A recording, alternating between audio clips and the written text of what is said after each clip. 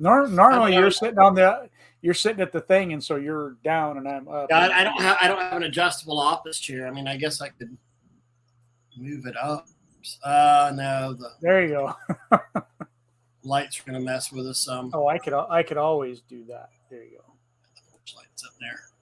Now we're just messing with everybody. That's all we're doing. Yeah. Hey there, hi there, ho there, out in spray wash land. I don't know why I say that. It's just one of them things I say. Hey there, hi there, ho there.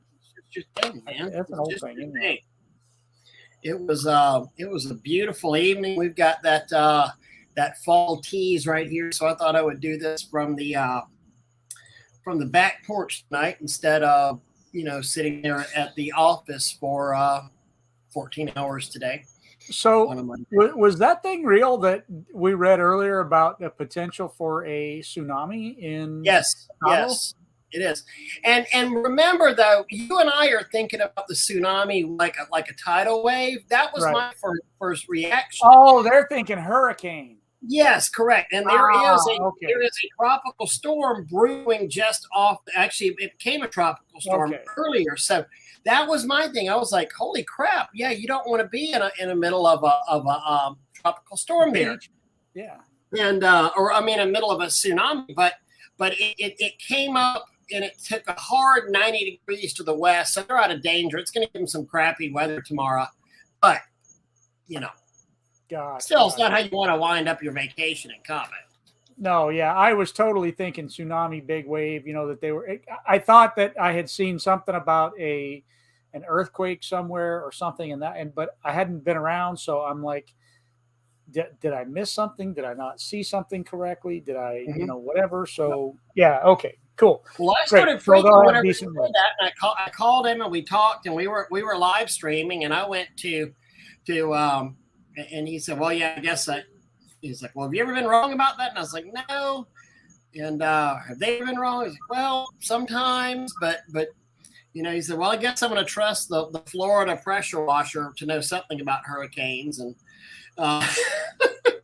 because it's something we deal with on a regular basis. But that resort got really messed up a few years ago from a bizarre tsunami that came in there and hit it. So.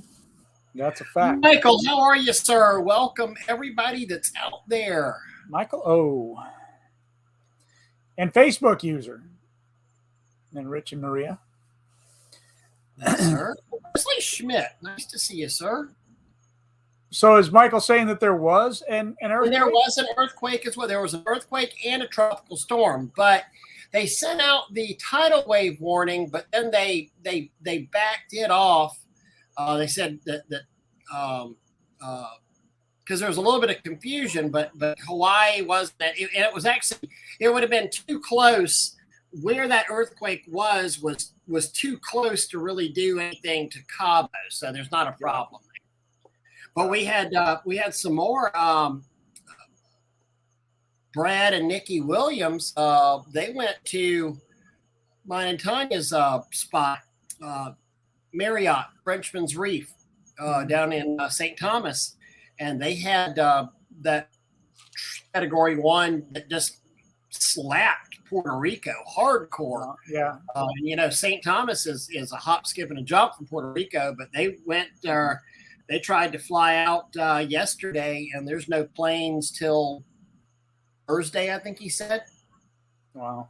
So there's. I know my brother and sister-in-law had a place in Puerto Rico, and then when he passed away, she sold it. I think she just sold it like last year or so. But she went through the last hurricane with it and just devastated the place. Kind of a thing. So I think she's probably glad she got rid of it for this round. Because their place was right on the beach and all that. So yeah. It's and I was we were just messaging back and forth. I was like, well, you okay? And he's like, yeah. He said we can stay in the resort for another night, and then we're like on our own for new lodging for the next 3-4 nights. And I'm sitting there thinking, and we do a fair amount. We go to the islands a couple times a year usually, and that could really jack you up if you were to an extra got no week place to go. you have no place to go. Everybody's booked up. You were on a budget. I mean, some of these first world problems that you don't think of, that it could really jack you around stuff. Mm-hmm.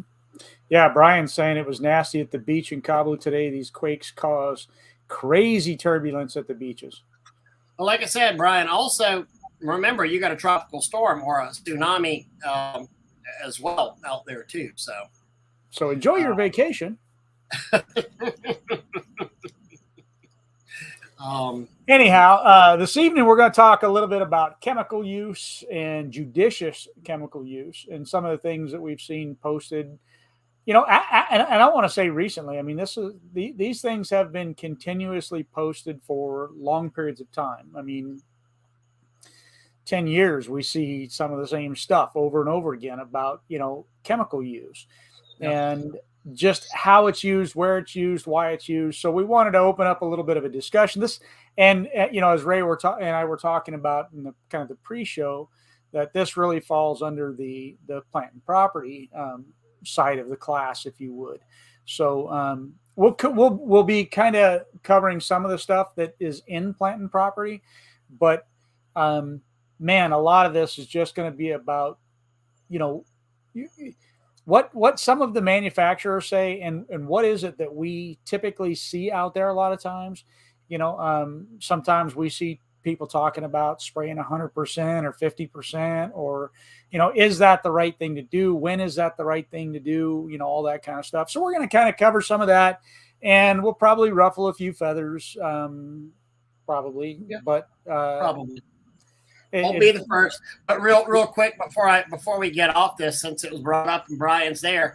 I mean, right now you do have Madeline that's right here, just south of you, and I'm assuming but see, it's going to take it came up this way, and it's taking a hard left here, going to the west. So you'll have your winds, whatever winds you have are really already there at this point, maybe a little bit stronger into the night.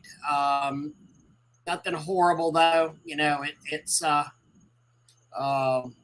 but National Hurricane has everything, you need to know on this thing. And it just literally popped up right now. So, anyway, so enough about the weather report stuff.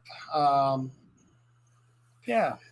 So, we could do a weather report and probably be more accurate than the weather reporting people.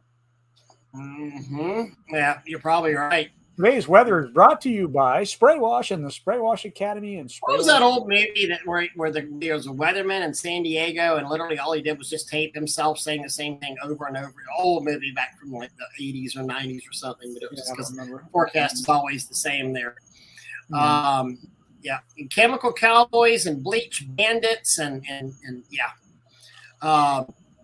so old Spray Wash Pro, guys will remember you and I literally went to World of Concrete in Vegas to get some consensus from concrete manufacturers about care and specifications on that.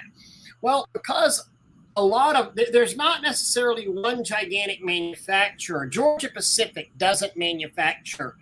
Concrete is an extremely localized product. Extremely. 100%. And there's absolute, certain PSIs and some diehard ingredients in concrete, but at the same time, it varies from location to location. And it actually varies so much. For example, we had a national cemetery get built here in Tallahassee, Florida, and Spray Wash was selected to do the post-construction cleanup. And I remember the super going, I need all the concrete to match in here. And I said, well, tell me what's going on, because there's some pretty, and he said, we've had to replace concrete companies about 3 times here because of failure to perform. And we actually have a chart, a color match chart that the concrete has to match to, but you never really know if it's matching until it lays and dries and cures for a little bit on there.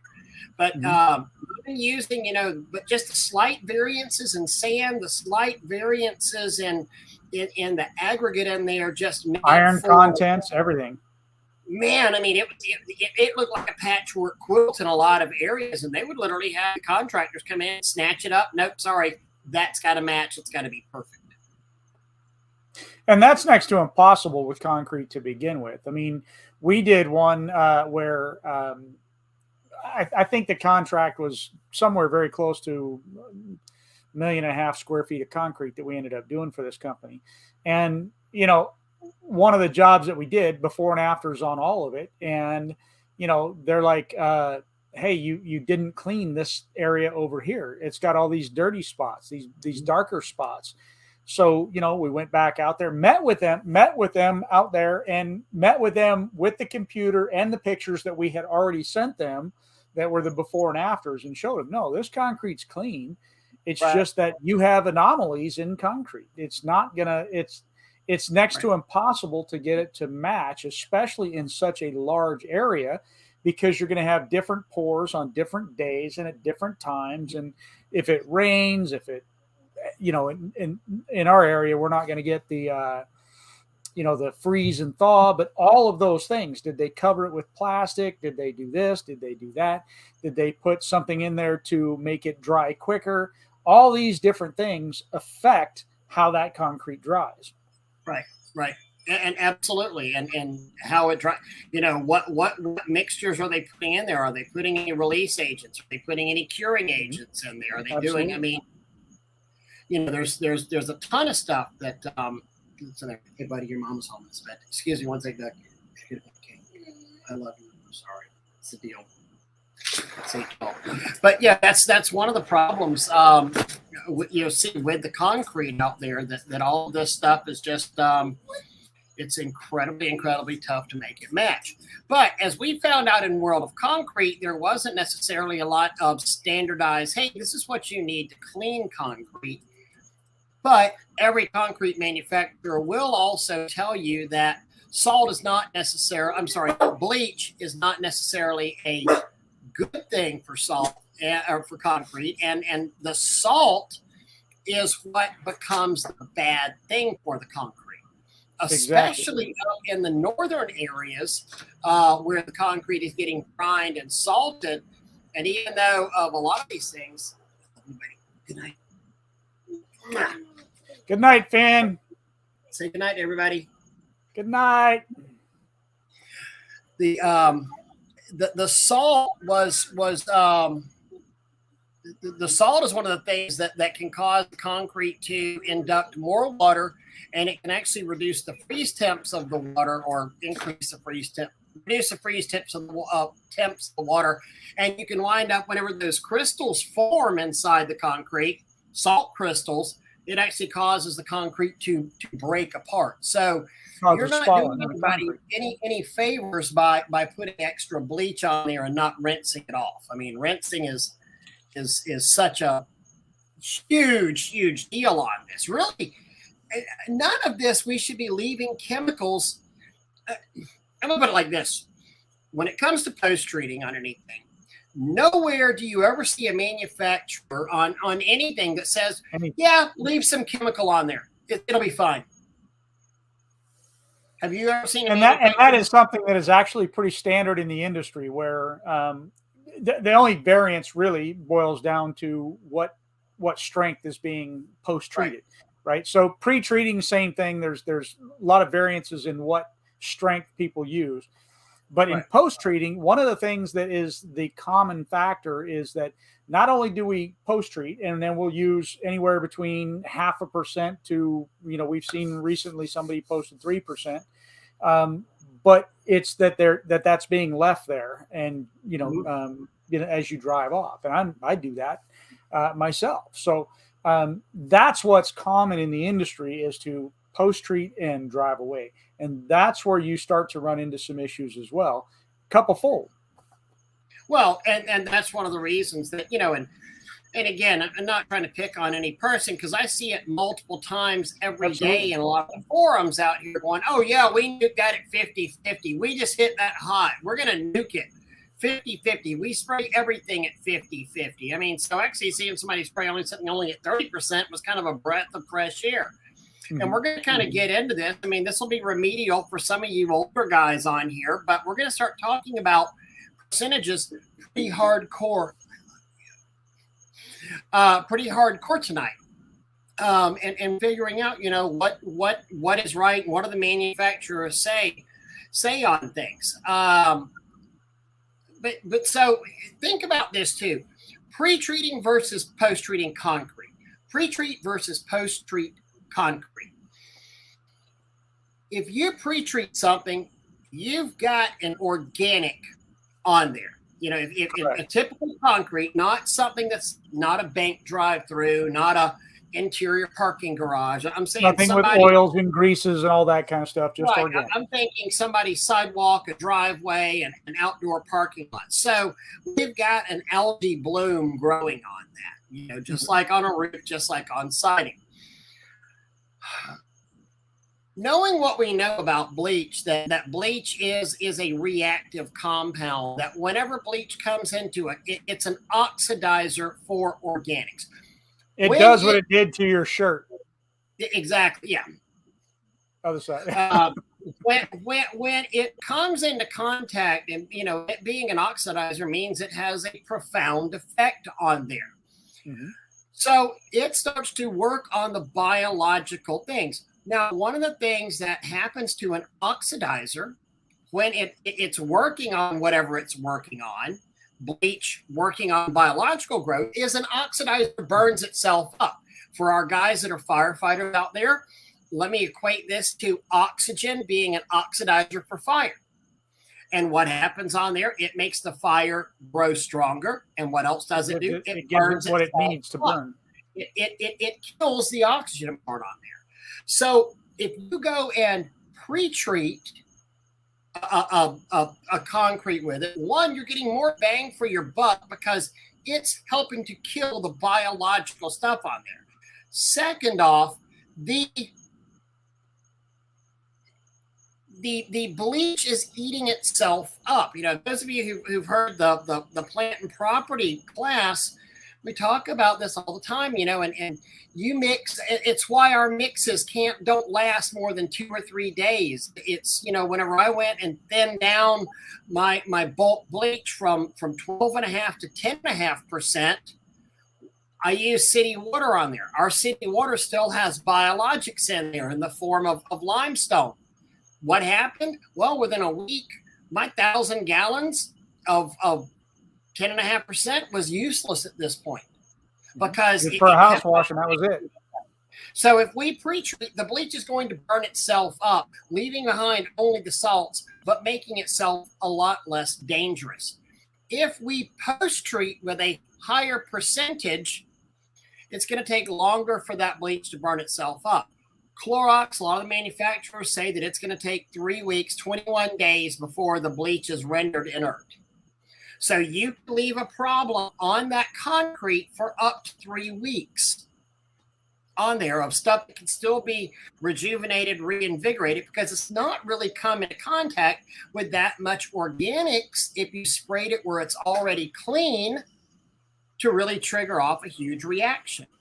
Especially now that you run the surface cleaner over the top of it. If you pre-treat and then you run the surface cleaner over the top and then you rinse it down, there really isn't much along the lines of organics left for the bleach to attack, which means that as long as it's still wet and sitting there, it's bleach. Mm-hmm. Mm-hmm. Mm-hmm. Absolutely.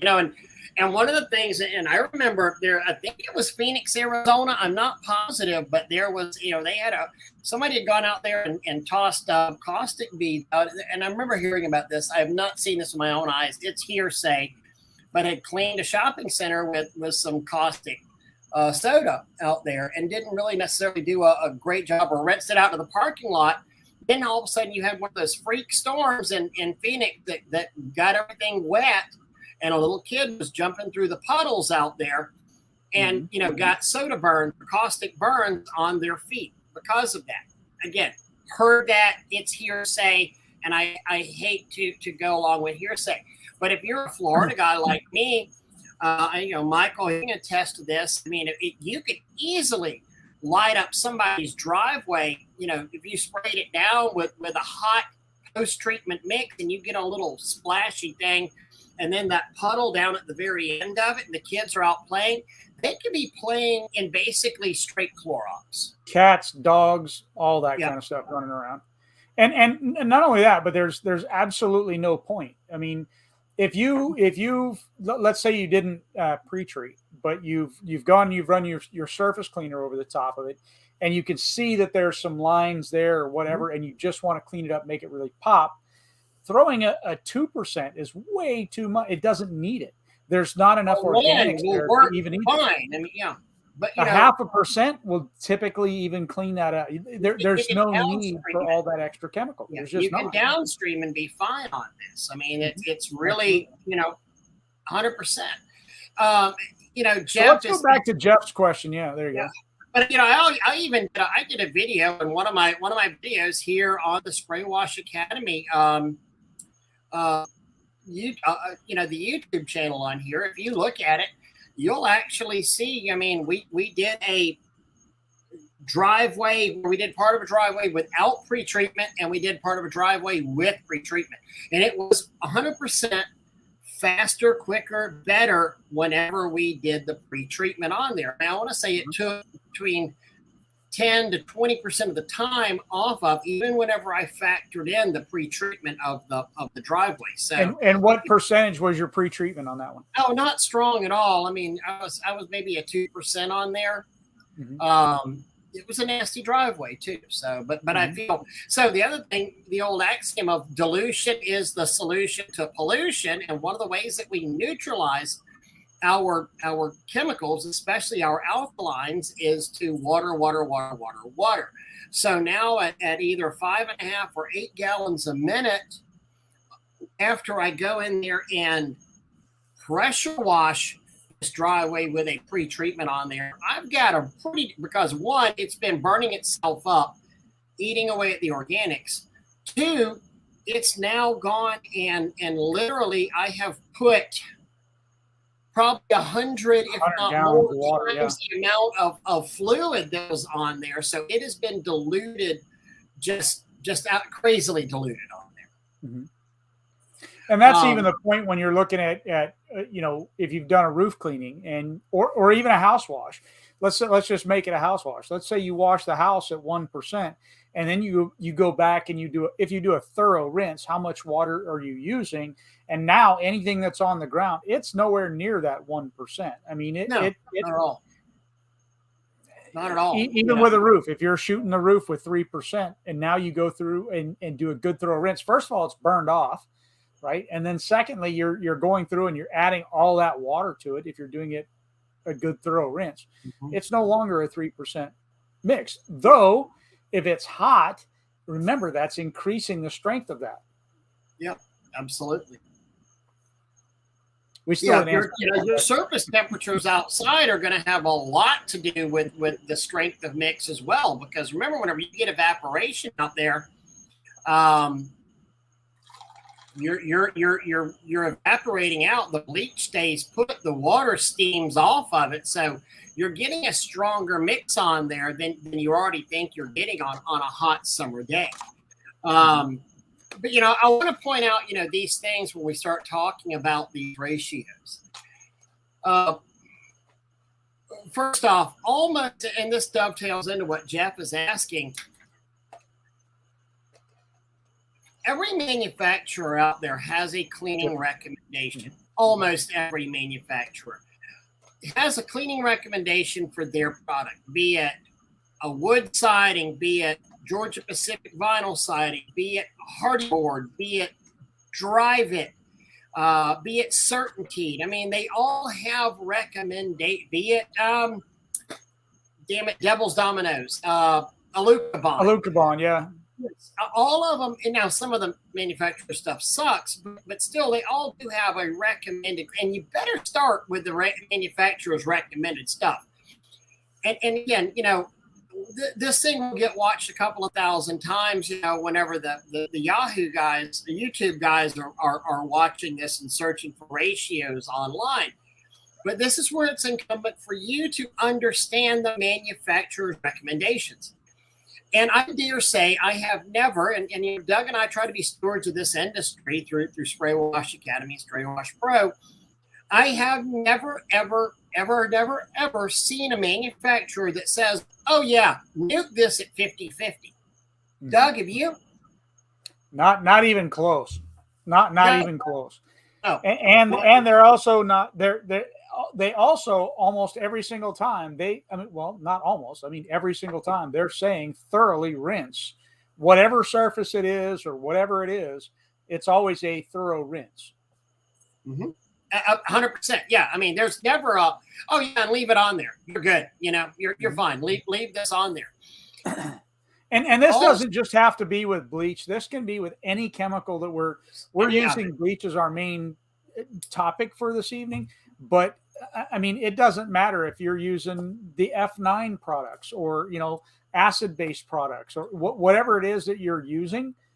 It's the same thing. You don't want to be leaving all these chemicals around, and you don't want to be using. What was the analogy that you were using pre-show about?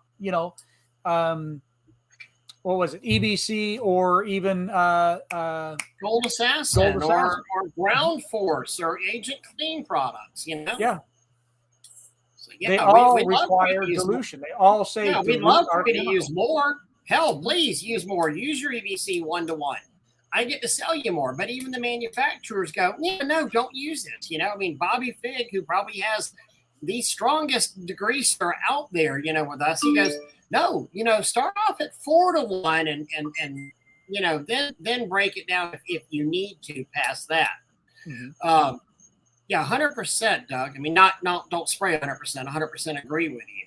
So start low and then work your way back up. I was telling a young man today, I said, well, what I would start is with a 1-to-1. He was trying to get some efflow off the inside of a pool.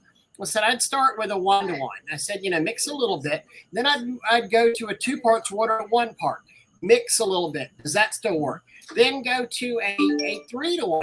Whenever you get to the part that's not working great, go back to the last dilution that you were using. Let's say it's the 3-to-1 and go, okay, this is my butter zone. And now you might actually get a whole pool out of this gallon of F9 F-flat. I certainly could sell you at $54 a gallon, at the regular price, as many gallons as you want, but I want you to as well have some. I don't want you to waste all of your profit on chemicals on there. I want you to have judicious use of chemicals and not, just go crazy on it, because besides it's just a waste. Regardless of the danger part of it, it becomes a waste. And who wants to be wasteful on stuff? Our side phones are going crazy. Yeah, I guess we're in the same group here, so we're getting contact. We're getting blown up here. The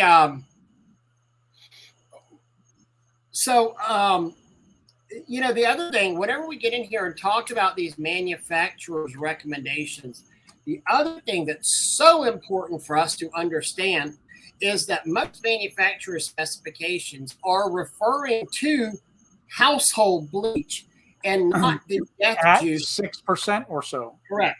6. And we can figure that household bleach is could be considered anywhere from 4% SH up to 6.5% SH. Yeah, I think that they're going to run into a little bit of I don't want to say an issue with that, because now there's the outdoor bleach. And so that's going to be changing a lot of the ratios without them even realizing it, because, people are going to get the outdoor bleach because they're going to think, well, this is going to work better. Right. And it is going to work better. It is, because it's stronger. It absolutely is. But you want to, so many of these oxidized vinyl houses that people talk about the oxidation on there, we know good and well that it's that, stuff oxidizes naturally, but 9 times out of 10, we know that it's the cleaner that caused that issue. We know that it's the pressure washing contractor that caused that property to wind up oxidizing. And it might not have been you, it might have been the guy before you, but But Ray, think about this though. How many times have you gotten a call, or how many times have we seen where somebody has posted online and they said, it didn't look oxidized before we started. I didn't realize that it was oxidized before we started. I didn't notice the oxidation before I started. It must have been oxidized before I started, but I didn't notice it. No, that might have very well been the case, or I can't see it in my pictures before, but I definitely see it after. We washed it and we exposed the oxidation. Yeah. No, which can be true. It could be true, but a lot of times you've caused it, Right. And again, we mentioned that one. We're working. We're not pre-wetting. We're sitting there. We're working on hot days. We're allowing the water to evaporate out of it. I know also too many guys sit here and they want to spray the whole house. They don't work in sections or portions of it. And then finally, and this is one, I don't care whose feathers I ruffle over this. This is a lot of the dodos out there selling the gas pumps and preaching fast, fast, fast, fast, fast. Oh, you got to be in here fast. You got to be in here in 30 minutes or less, Oh, yeah, we washed this house in about 30 minutes. The other day we made $400. Oh, crap. You know what? They're paying you great money. Take your time and be there. Mm-hmm. Stop it, You're out. You should do a side of a house, maybe two sides of a house, rinse it, cool it back down, get rid of the bleach after it's done its work. How much bleach? Well, I can tell you because I've got Georgia Pacific pulled up right here. And, there's not a lot of manufacturers of vinyl siding out there. There really isn't. You've got Certainty, you've got Georgia Pacific. There may be a few other little off brands out there. But I wonder if they're still even making steel sidings. I haven't seen steel siding out there in a while. I haven't seen it in a minute. There's actually some new metal sidings out there, some architectural grade metal stuff. Yeah, it's much thinner metal than what what used to be. Yeah, back from the old pushing 10 aluminum siding days and all of that. Mm-hmm. But so they're saying 1/3 cup of detergent, 2/3 cup TSP, trisodium phosphate, which you technically can't get anymore. And TSP serves as a degreaser. So you could go in there with a mild degreaser, like an Agent Blue. Technically, gutter butter, kind of a degreaser. It is a degreaser. It's a butyl-based degreaser. So a third of a cup of detergent, 2/3 of a cup of sodium triphosphate, a quart of sodium hypochlorite, 3 quarts water. So and it says a 5% solution. So they're saying household bleach. Mm-hmm. So if we went and broke this down, that would be 3 quarts to 1 quart at 5%. That's, if we went and made that a 10% on there, what did we figure that was? If we were using our 12.5%, or 10.5% on there, we would actually be going in here at 1 quart to 6 quarts water out there, which would roughly be still about a 1.25% mixture on there. You don't realize, 1.3%. It's still a pretty hot freaking mixture. I mean, hold on, let me get this. And Wild West is saying the young guys need to go learn fractions. Would be a good start. And we're sitting trying to figure out the fractions of it, going, yeah. It's sometimes it's hard when you're trying to break it down, because when you look at 12% and then you look at 10%, 12.5%, 10.5%, and then you look at the 9%, and then you look at maybe say a 6%, all those percentages break it down. I mean, even more as you're going along, and it can be hard to sit there and calculate that out. And even the proportioner over there, I mean, that's more a generalized thing, because it's basing it on anywhere between the 10.5% and 12.5% solution. But we run all the tests, but that's also why we have markings at 0.5 and 1%, and 1.5 and 2, and then even over here on the suggested soft washing ratios, delicate surfaces, vinyl siding, 0.5 to 1.5. So we're in that manufacturer's recommendation, even if we're using 12.5% on this. For the love of me, I've never understood why none of the knockoffs have actually ever bothered to test and make a freaking label on there. It wasn't that hard.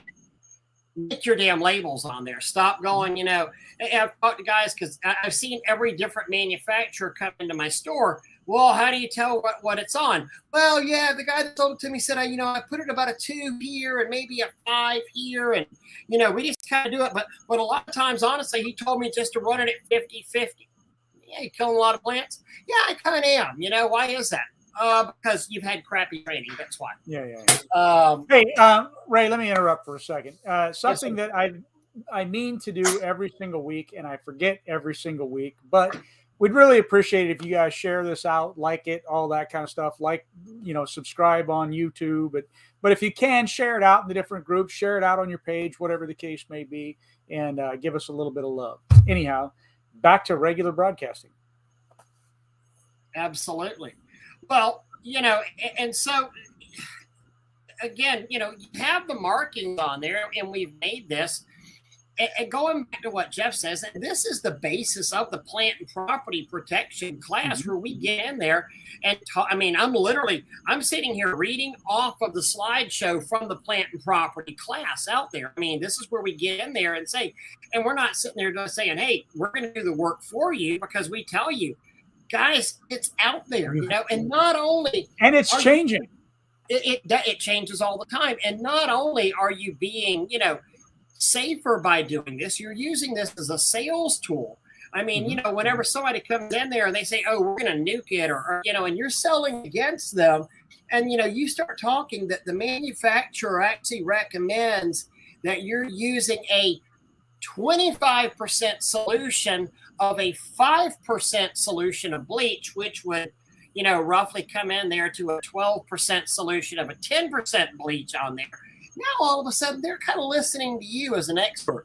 At least the customers that that don't care about price and care about quality are listening to you. One of the aspects of selling, on the sales side of the chemicals and all that, if it's me and I'm going out and I'm trying to sell, especially if I know, or if I see pressure washing damage, right? Or if I'm talking about, pricing, or if they bring up a pricing objection, well, XYZ company quoted me, half as much, kind of a thing. All of this can be brought back around to say, we are judiciously using our chemicals correctly. And so my point in bringing that up is simply that pressure washing has a very negative aura or feel around it nowadays, because all of the years that pressure washing was used incorrectly, because pressure washing can be used correctly and do good things and all that kind of stuff. Yeah. But when used incorrectly, it is very damaging, right? It penetrates, it breaks window seals, it all this kind of stuff. Okay. It just paint colors, it ruins siding. Keep talking, Doug. I'll be right back. My point to this is that we're going to end up with that same thing where it comes to soft washing, where they're going to say, you know what, the last time I had my house soft washed, it killed my plants, or it did this, or it caused this problem, or it caused that problem. So by continuously adding too much chemical, you're thinking, you know what, I'm going to be able to get this job done faster, quicker, better, easier. And for those of you that know me, know that I like to say, are you building your business for today, or are you building your business for tomorrow? So the splash and dash, or the guys that are using way too hot of a mix, to me, you're building your business for today, because it's going to be harder to sustain that tomorrow when your customers start realizing that the damage is being caused by the excess chemical usage that you're using, or that the industry is using, which gives the industry a bad name, which then turns people away from it, as they've done with pressure washing. Right. And, and think about it, Doug, you were in this almost as long as I was out there. And over the past 2 to 3, I'd say 3 years, whenever, pressure washing really started getting very popular, and more importantly, soft washing started getting more and more popular, I was the biggest in my market. You were the biggest in your market. We got calls every week about my house is messed up. My property's messed up. What's happened here? Could you come and take a look at this? Which we never had in years before on there. And I would say almost every bit of the time, it was by the newer guy out there who got poor training, the guy that I know never would sit there and bother to pull up what manufacturer specifications are, and went under the thought of nuke it. Well, and just so you guys know, I mean, we do some things back end wise that that help promote Spray Wash Pro and Pro members.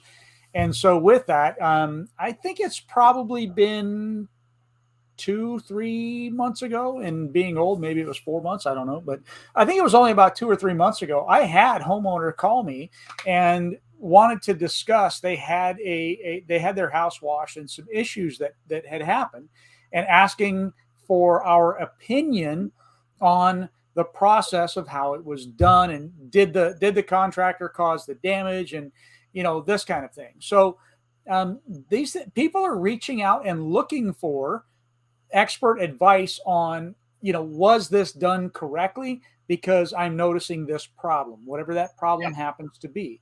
So using the excess chemicals, which is where we're going, is not the right thing to do. Right. No, it's not, and I unfortunately, I'm of the mindset that I think more pressure washing companies should get sued. I think more pressure washing companies should be held accountable.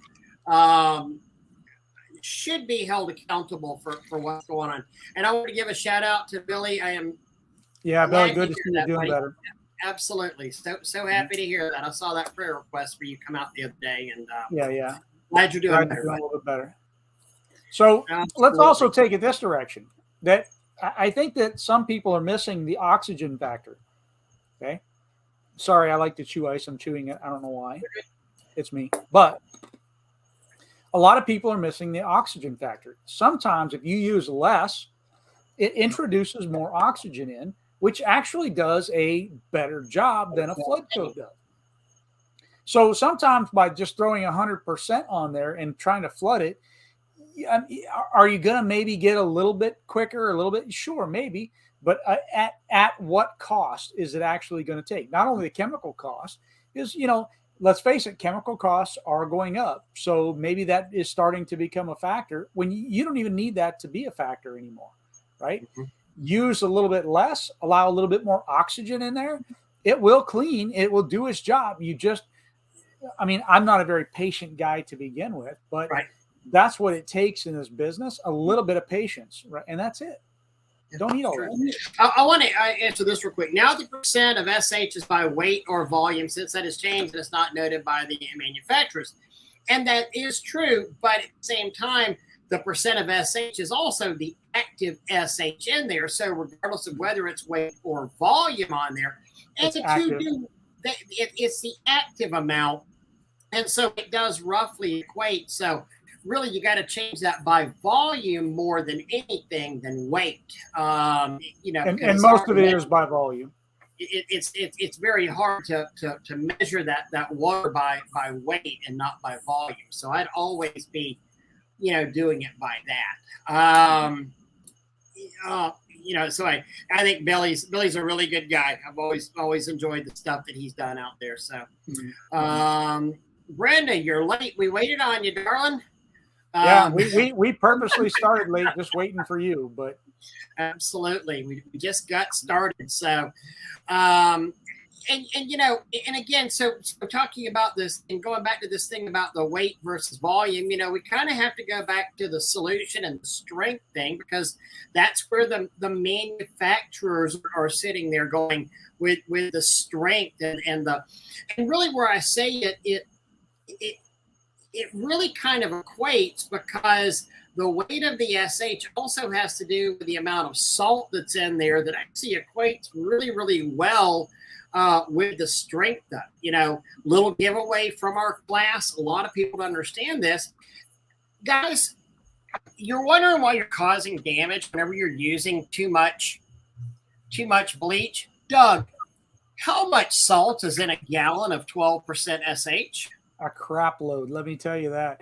I wish we still had the little petri dish. I need to do that again, actually, because in a gallon of SH, what is it? 1.25 pounds in a gallon of SH. Yeah. Mm-hmm. Right. So if you look at it, it is a massive amount of salt that you're introducing to the property, like especially like on a roof cleaning. If you sprayed out 2 gallons of a 50-50 mix, you literally just took a carton of Morton salt. More than 2 pounds. Yeah, more. Yeah, no. Well, if it's 1.25 pounds, if that's per gallon, if you sprayed out 2 gallons of a 50-50 of mix. Yeah. I'm sorry. I thought you said 2 gallons of FH. My bad. You literally just took a pound of salt and pounded in a quarter of salt and threw it in their flower beds. Think about that. Think about how much freaking salt there's. How much salt is in seawater? 4.5 ounces of salt is in seawater. Seawater is pretty freaking salty. Now, just know that there are low salt bleaches out there, but most of y'all aren't getting a low salt bleach. I can tell you that. Most of y'all aren't, Yeah. No. I would probably say 98.972% of you don't get a low salt bleach. No. Not at all. Not at all. I'm sitting here just going through a couple of the, Hardy Board. That's one of those that Hardy Board. They're very, very specific about, the Hardy Board's real sneaky about doing this, because Hardy Board doesn't necessarily say use bleach.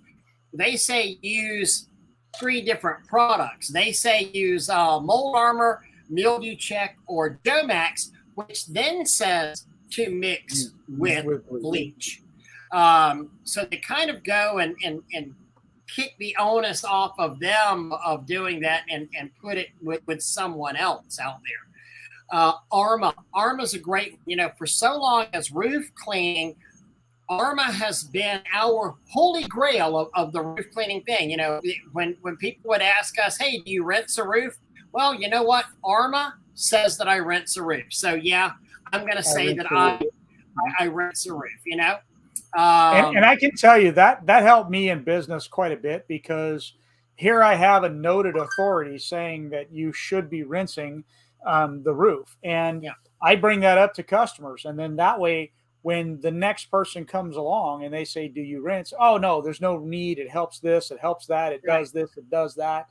They just lost the job, because the noted, authority on it, if you would, Arma, is the one that's saying rinse the roof. Right. The association that all the manufacturers have. And so Arma has things here from anywhere from 1 gallon of household bleach to 5 gallons of water, or to 2.5 gallons each of household bleach and water. So what does that say on there? So we can go a 50-50 of bleach, household bleach, which would be basically a 25% of our 10.5% on there, wouldn't you say? I mean, that's so a 50-50 of household bleach and water, or a ratio wise, going percentages, we could say that's about a 25% mixture of our hot mix on there. And you know what? On the right days, yeah, that actually works. And I know everybody's going, oh, work fast, nuke it. Don't nuke it. I mean, do what the manufacturer says out there. Mm-hmm. That's what's so important. And, so David Rivas, I mean, I know that we're not getting to that one yet, but is asking, what is bleach, what is SH, all that kind of stuff. And I can't believe that he can't remember this. Again, we've been over this 1,000 times. That's deodorant for Southern Louisiana. Remember that, David. It's something you need to be using. Remember that. We've had this discussion, boss. That's funny. That's funny. Yep. Mm-hmm. Well, David doesn't use deodorant. Have you been around David lately? Being on them Louisiana folks right there. But yeah, Brenda, that's a ton of salt out there. So if you're sitting here, if you did if you use 40 gallons on a roof in a house, that's literally 50 pounds of salt that you're introducing into that landscape. Think about it. If you went in there and took two 25-gallon bags of salt and spread that out equally in these people's flower beds, do you think it might impact their landscape? Yeah, I guarantee you it would. I guarantee you it would impact their landscaping out there if you didn't do any mitigation. Any way of getting that out of there?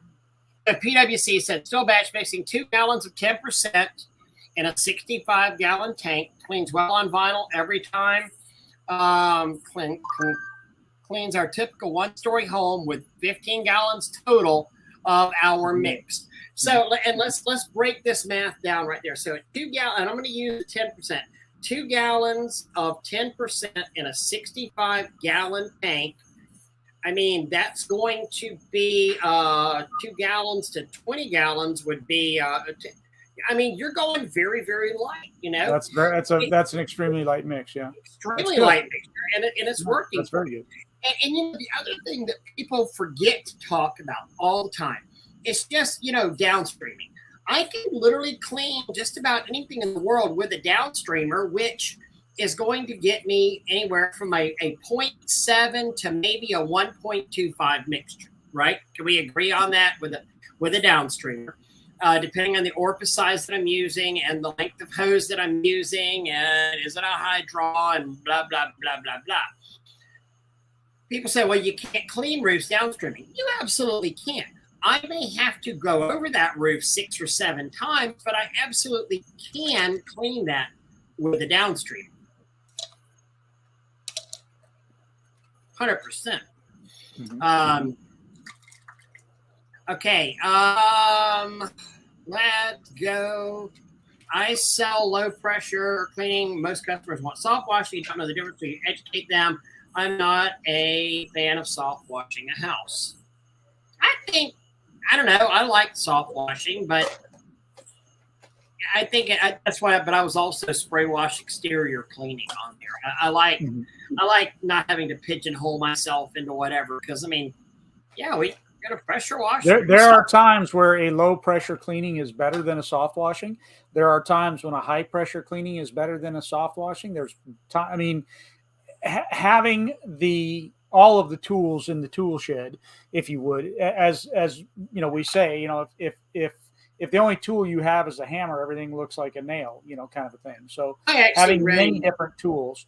I'm definitely a soft wash fan. I'm not into the low pressure cleaning or high pressure. I mean, all of it has its place, but for me, I'm definitely a soft wash guy. I read a really, really good. I'm actually gonna read this. And this is from Burco Corp, who's a SH manufacturer. I'm going to read this to answer this question, Marco. Sodium hypochlorite are produced by percolating chlorine gas in controlled amounts through a solution of sodium hydroxide in the water. True. There's also the salt method where they electrify. There's a couple of different methods for making this. You can also have the chlorine generators where they electrify salt water as well. When the reaction completed, there is 1 to 2% excess of sodium hydroxide present in the solution. That is actually technically the more stable of the bleaches because sodium hydroxide actually helps to stabilize chlorine bleach. I'm going to skip ahead here. So factors that promote sodium hypochlorite decomposition are heat, light, metal ions, including water hardness, low pH, and soil. The decomposition is exponential, not linear. So you're not going to go like that. You're going to go, and it's going to level off after a while. So a significant amount of decomposition occurs after the first week after production. The best storage conditions are a cool, dark room and a closed, opaque container. Sodium hypochlorite solutions containing less than 7.5% available chlorine are the most stable. If the intended shelf life for the product is greater than 30 days, such as household laundry bleach, we recommend purchasing a product containing less than 7.5% available chlorine, which is initially produced around 6% to ensure 5.25% in the consumer product. So even if you go and package it in an opaque container, it's still going to degrade. And the whole point of that is that the higher the concentration is, the faster it drops off. It does get to a point where it levels off. The higher the initial, the higher the available chlorine level, the faster the initial decomposition rate of the product. Typically, a product made at 12.5% available chlorine will have decomposed to 10% within a week of manufacture under the best of storage and handling conditions. You know, so it isn't until you get below that 7%, and really, I'm going to say probably closer to that 5%, that you really level out, and it takes a lot longer for it to degrade down from there. Absolutely. So, you know, and I know that we've shown up several times back whenever I used to get bleach. And then before that, whenever we would show up all at Pinch a Penny, you know, and there'd be 3 or 4 of us, you know, waiting in line, and they're filling the tanks up, and then started getting, you know, I don't have my own storage tanks. And you'd be like, damn, that's some hot stuff. And the driver would be like, yeah, I think they made it a little hot this time, you know, because it's the middle of the summer and they know that it's just going to wear out. It's just going to die out. You know, the funny part for me was it worked out really well for me on one, because we had, I think it was 1,200 gallons delivered to us, and it was already weak when it got to us. So, and I don't remember the concentrations anymore. I think it was down around 9%, if I remember correctly. And so, you know, I returned it to the manufacturer, and they ended up calling me up and like, you know, we can't sell this. You know, we got to get rid of it. Would you take it if we just gave it to you? And I'm like, heck yeah, you know. So they brought it all back to me, and I was able to use it for washing buildings with, because I could still make a good 1% mix out of it. You know, it was running at 9. I think at the time when I got it back, it was closer to an 8%. But man, figure out the ratios on it and go.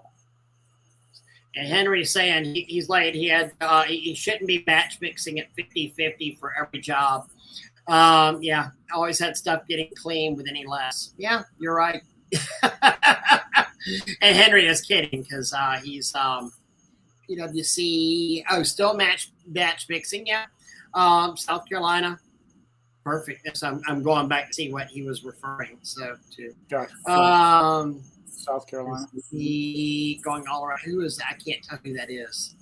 PwC only soft wash in that booster in a box. Hold on.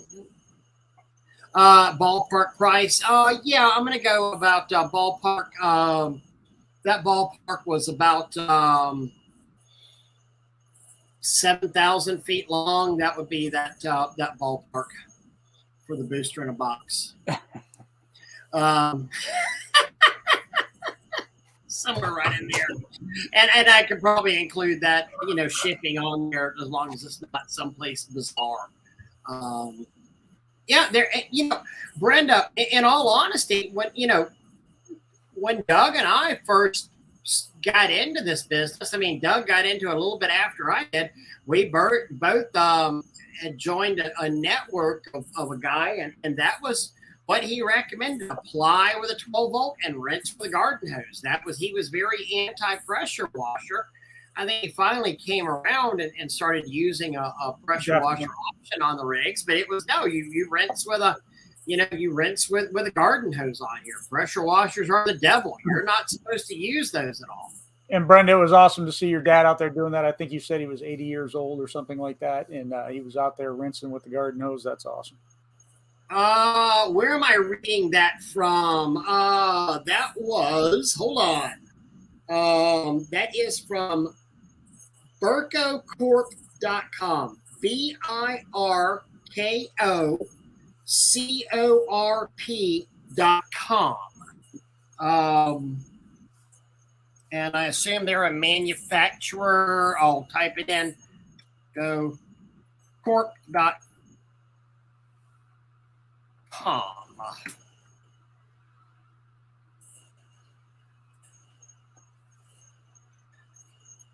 All right. Just a different way of spelling Burke.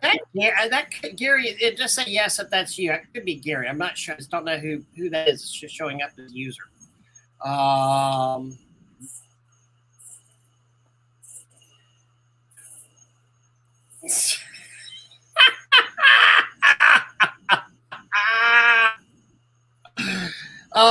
Lordy! So 86.87 next month. He is amazing. Oh wow. Yep.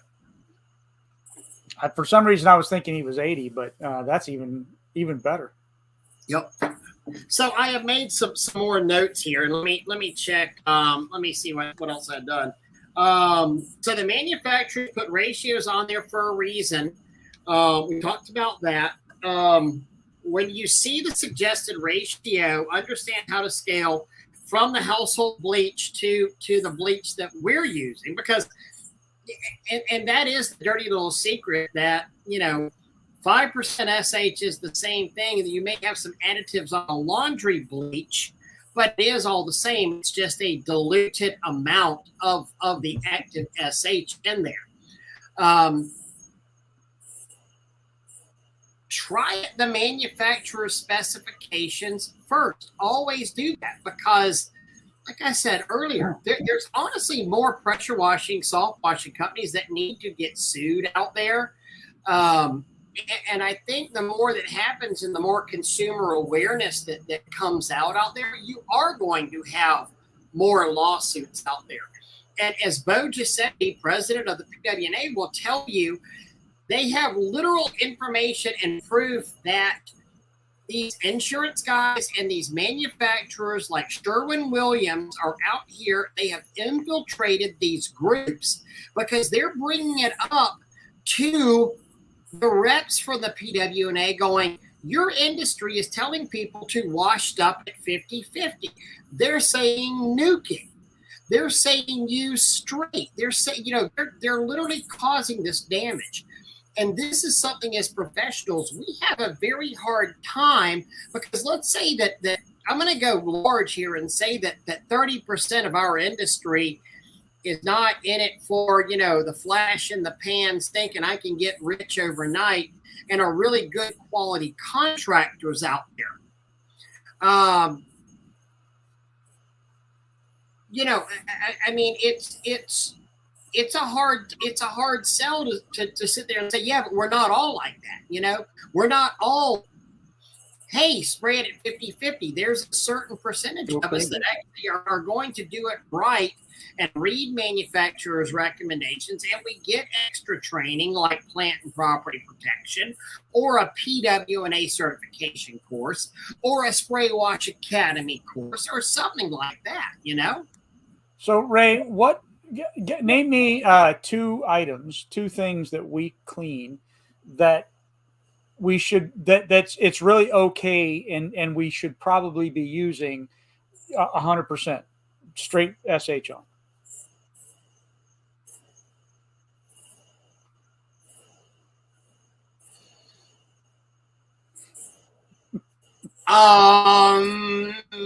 There's two, nothing and nothing. Period. Yeah, I don't know. Yeah, I mean, I love when I see that, man, I use 100% straight bleach. That it works great, cleans it up, does this. Man, there is absolutely no need for 100% SH on anything ever. There just isn't. Okay, so I mean, if you're not going to get it with 50-50, you're probably not going to get it with 100%. If it's an organic, right? Now, again, everything is with time, and you have to allow the chemical the time to do its job.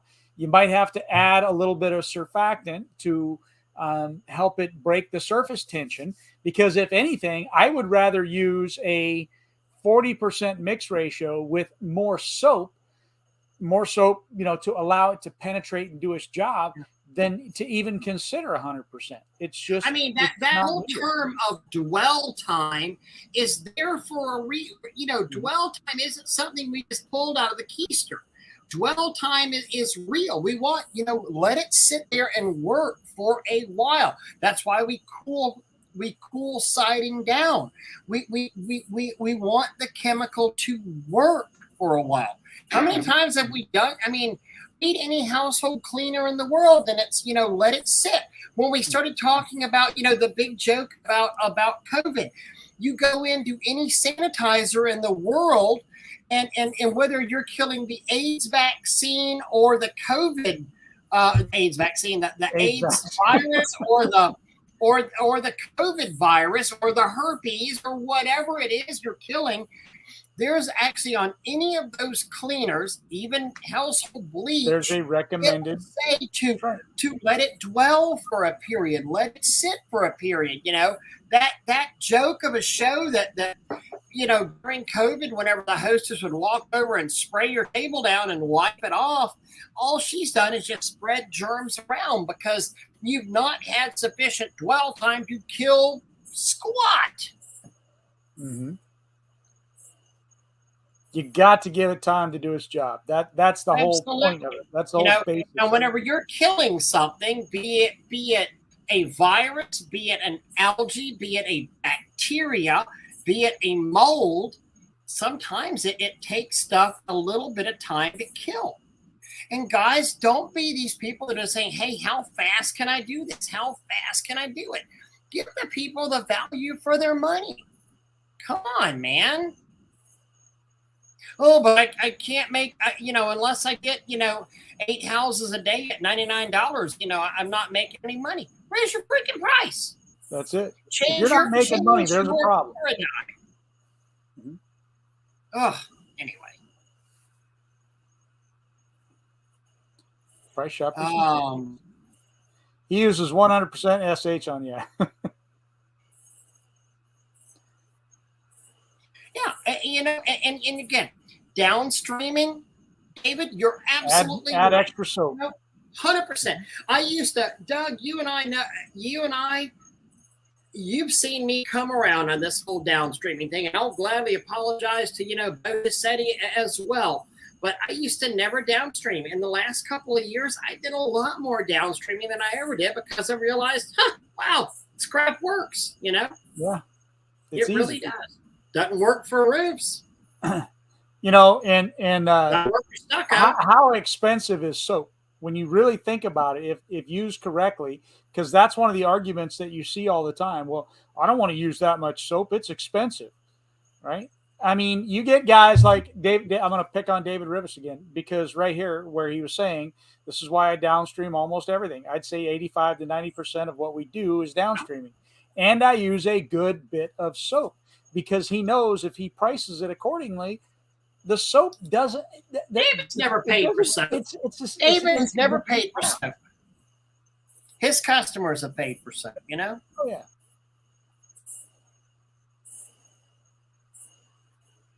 Exactly. Yeah, and Michael's right. Downstreaming is an art. It takes a little, you kind of gotta know what you're doing, on there. With any of it, you got to know what you're doing. Yep. And you're right. The stucco, that's whenever you use your dedicated pump. Your roofs, that's when you use your dedicated pumps. We are seeing more. And this is something that a lot of these old school guys, we sit there and scratch our heads. And even with the booster pumps, we never used as much as, these guys are using these AR-60s for house washing on there. They're using the big Comets for house washing. That's crazy. I mean, they were really, really handy. These larger gas pumps were amazing. Whenever we were doing these 45, 60, 100,000 square foot buildings and roofs for Florida State University and FAMU University and for the state of Florida, they were amazing. But I got to be honest, they're overkill for the average house. Mm-hmm. Absolutely are, Yeah, absolutely.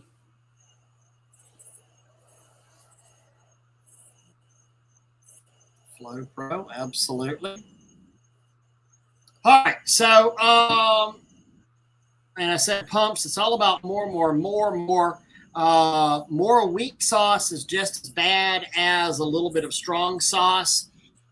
For that, for anybody out there who thinks, oh, well, a weak sauce is just a lot of weak sauce, it winds up having a cumulative effect for you guys that don't realize that. If you ever burnt yourself, if you ever had a bleach burn, right? And then it doesn't matter whether you put more 20% on it or if you put a 1% on there, it burns just the same. That's how your plants are. That's how anything. It's just, it adds up. It's very, very, very cumulative on the surface that you're working on. So, just again, Todd, you're late to the show, buddy. I just cannot express enough how important it is for that judicious use of chemical. And we might get into some tiles, some really nasty, nasty tiles where we have to go at a 50%. These concrete tiles or these Mexican, Hispanic barrel tiles. Cement tile. And yeah, we've used some really strong mixtures on that. And then there's even soaps like Agent Green that will boost your SH, where you can put less salt on the ground but work at a higher pH.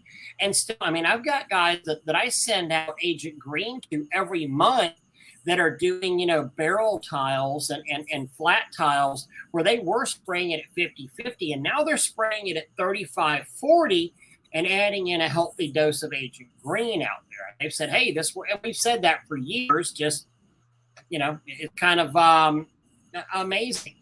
I have to admit, Ray, there have been a couple instances where I sprayed or started to spray a roof at 100% with using a 12.5% bleach, but that's only because I screwed up in my dials, and I was priming and forgot to turn the water back on. Turn it back on, yeah. You get back up there, and you're like, this stuff is, yeah. Yeah, Dave's talking about the check valve downstreamers. Yeah, they work great, and you can really get a nice high percentage. I'd love to know, David, if you ever check and see what you're actually pulling on there. I'd love to see the actual percentages that you feel you're getting. And I want like a video coming out of your 5-gallon bucket on there, and let's figure that out, because those check valve downstreams are pretty amazing. And yes, Agent Green in the winter, 100% good stuff. Again, it's going to boost up. Agent Green is one of those guys, and especially like back 4 years ago in Florida, I was like, yeah, Agent Green, yay, great, whatever. My bleach is 98 cents a gallon here. Well, bleach is not 98 cents a gallon anymore, anywhere that I know of. So it was more expensive to use the Agent Green. But then in guys that are up where it gets colder a lot more, it's important because you can extend your roof cleaning season out a fair amount by using stuff like the Agent Green. You can clean roofs through December in a lot of areas by using this booster such as You remember the pixie dust? Yes. Yeah. I do. I haven't even seen that mentioned in a long time. Because if you're batch mixing, because right. You couldn't throw it in your bleach tank because it would eat it up like that. Exactly. Don't know if you mentioned, but if you throw 3% on a hot roof, we did mention that, Henry. 100%. Yeah, it's going to evaporate. Evaporation is the water evaporates out of it like right now, and you are definitely putting a hotter mix on. And you're releasing a lot of chlorine gas. Absolutely. Yeah. If you're not up there with a freaking respirator, you're doing horrible damage to yourself, And I got a message here I need to look at quickly. Yeah. We could get into the whole respirator thing, but I think I'm definitely one of those guys. I just think that anybody that's out there spraying bleach, even if it's a house wash mix, I'm very pro use your respirator, because this is not a part-time thing. It's not once every 6 months that you're out there doing it. You're spraying bleach every single day, and you're eating up all that mucus and stuff, and that is there to protect you and protect your body. So I think it's ignorant not to wear your respirator. And I had very staunch rules. I mean, if I showed up to a job and you're not wearing your respirator, you're out of there. You're gone. It's just that easy, because I'm not going to be responsible for you not being around for your grandkids.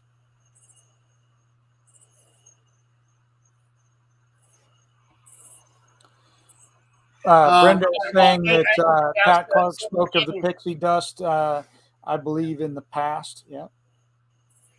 So pixie dust was something that, and I'm actually talking to Perry about coming on next week as a segue into this next week's thing. So I'd love to have Perry on.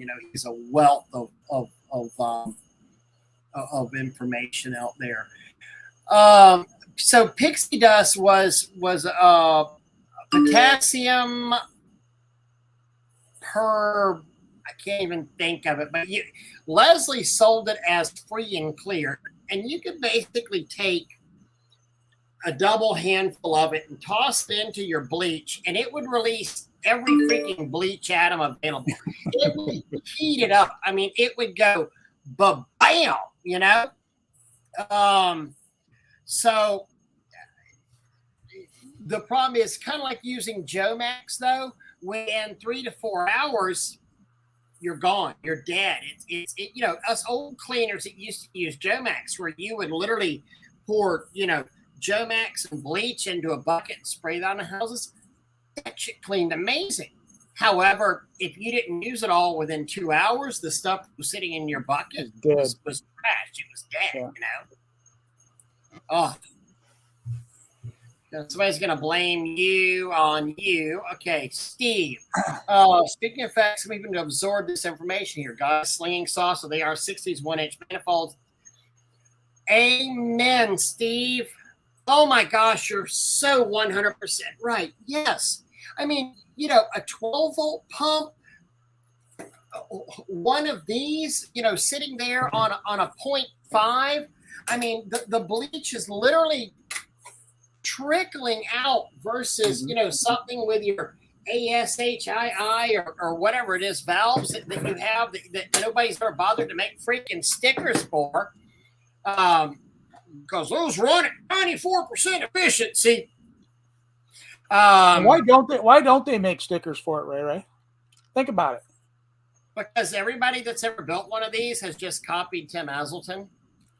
Right, but the other thing is that they're too cheap to do exactly. that. That's the sad part.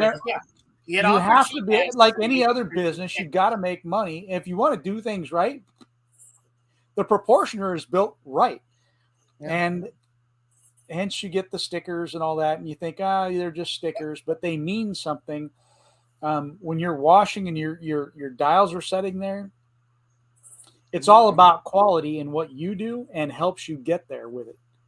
And Steve's 100% right, especially, whenever wholesale price of bleach has gone up 65, 70 cents for a lot of guys, wholesale price of bleach over the summer. So,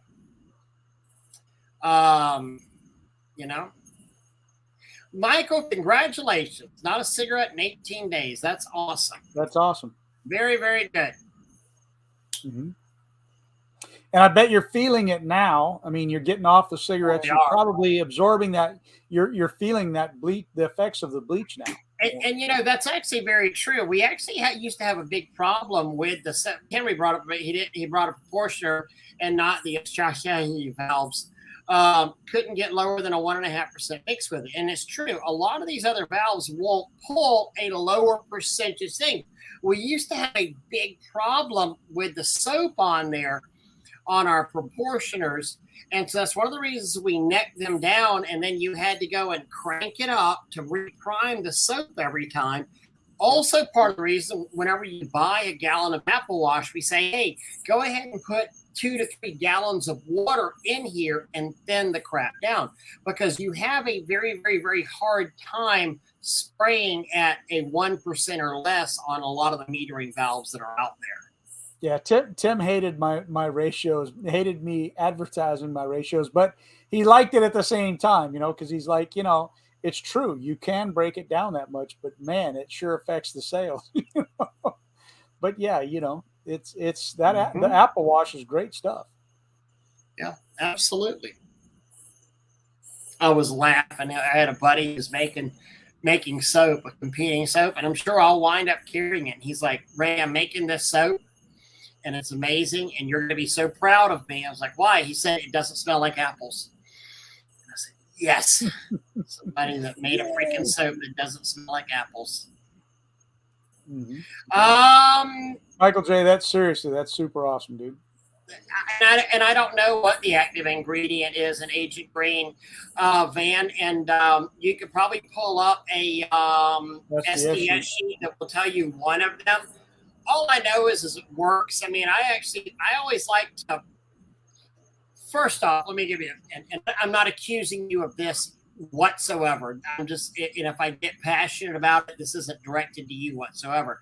There's a lot of guys out there who will go and say, oh, what's the active ingredient? I want to do that. I'm going to give Agent Halt, for example. So people are like, well, that's just sodium thiosulfate. That's just thiosulfate. So I'm going to go and create thiosulfate. I'm just going to add thiosulfate to that. Well, you know what? Thiosulfate might be the active ingredient in Agent Halt, but it's by no means one. It's one of the many ingredients. Yeah. Well, one of the 4 principal ingredients in there, that includes water softeners, that includes bleach neutralizers, that includes PTFE waxes, that includes something else I'm not going to tell you about out there. So Agent Green, you might find out one. So there's all these chemicals out there that people say, oh, well, I'm just going to figure out the active ingredient in it. And the active ingredient can help you out there. But so many of these chemicals, these guys have put so much. I mean, they've actually dealt with chemists. There's a lot of research and development that actually goes into this stuff. It hasn't been just me and you going, yeah, screw it, we're going to try this. I mean, whenever you start selling something, the market kind of takes hold on there, and either it sucks and it's going to go away, or it's going to get legs and continue to grow. Agent Green's one of those that's continued to grow, but it's one of the, but anyway, the other thing I was going to say too is go on to Spray Wash Academy, research our videos, search Agent Green, and we've actually done multiple videos of, does it boost chlorine's enhancement, which we've shown that it does. If you consider eating an organic pigment, that it works faster than just regular bleach, eating an organic pigment, and also that. How does it work against cold bleach? Does it make cold bleach work faster? And we showed that on a video as well out there. So, Steve Webb is very, very correct here, by the way. 90% of our industry right now don't even know what exact percentage they're applying. It's a huge liability to send techs out, scorching everything. Appreciate you guys and the truth being discussed. Absolutely. I guess that's part of the point here, is that a lot of guys have no idea the actual strength that they're spraying. And when they come back and they say, man, I killed these plants, why? Or I burned this, and why? And, I've been spraying this way for a long time and never had a problem, and why? It's because you truly don't know the percentages that you're spraying. And that's one of the reasons that I got into the whole discussion of drawdown tests, even on your proportioners, right? You can get a piece of debris stuck, and if something doesn't seem right, you should be doing drawdown tests to find out, am I still hitting my 1% or my 3% or 5%? Are you doing that? It's not a difficult thing to do. Well, Doug, as we always talk about in plant and property, and even in the basics course, I mean, if you spray something on there and your mildew immediately flashes black and disappears, guess what? You're spraying too hot. Yep. You want that maybe a little flash and then a turn from black to dark brown to medium brown to light brown and a slow fade away. Otherwise, you're causing damage that may not be evident for 6 months or so. But two, you're costing yourself a lot of money. And what did I see Todd just said? So 230 in April, 410 now. That's almost 100% increase. I mean, that's 90%, if my math is right there. Mm-hmm.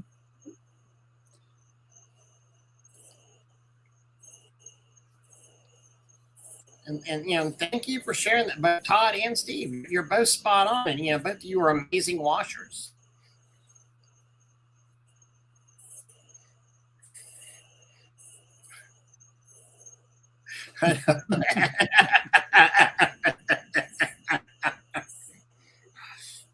Well, you know, why he has to keep, that's why he keeps moving locations. Yeah, yeah. And, you know, and that's one of the things why the Jomax worked so well, because you mixed an acid and a base there together, and you went, whoa, this is amazing for 2 hours, and now it's nothing, you know? Mm-hmm. Jacob, you know, he understands that. He lives on Hoth. Yep. Another mixing valve system, 1% might be, yep, absolutely. Mm-hmm. You know, somebody had made a comment. There was a thread somewhere the other day about the inefficiency of George Fisher valves. A lot of people don't realize one of the things that you know, they call up like, well, we can't get George. They don't make George Fisher valves in such and such a size. Actually, for us, they do. A lot of the George Fisher valves we use are custom George Fisher valves. Just because you can't get them doesn't mean we can't get them. So understand what you're talking about before you talk about it. But that's always been a problem in this industry. Yeah. 16 ounces Agent Green, 8 ounces Agent Blue per batch. Amen. Agent Blue is yep. Agent Blue is kind of the unsung little hero out there. It's a great mild degreaser, and it's a good surfactant as well. Yeah. It's good not to be Dexter the scientist, by the way. Yeah, no, absolutely. Amen. You don't want to be Dexter the scientist. Yeah, yeah. Oh, well, Doug, you know what? We have wasted another hour and a half of these people's time. So, guys, those of y'all who've listened, thank y'all very much, and we appreciate it. And please, again, share the word, understand. And whenever you see people talk, you know what? Be that guy. Be that guy that says, stop. What manufacturer says 50-50? Because unless we rein this industry in, we are going to be looking at a crap show of monumentous proportions. We are going to have the pressure washing industry that nobody can afford out there. We are going to have would you rather regulate yourself, or would you rather the government step in and regulate? I want the government to help me. Yeah, because they do such an amazing job. A great job of it. They're so good with my money and everything. You know, I mean, get out there and be, you know, I'm not saying be the ultimate, the pentultimate douchebag about things, but say, you know, where does it say spray anything at 50-50? There are manufacturers' recommendations out there. Please tell me where George Fisher Siding says spray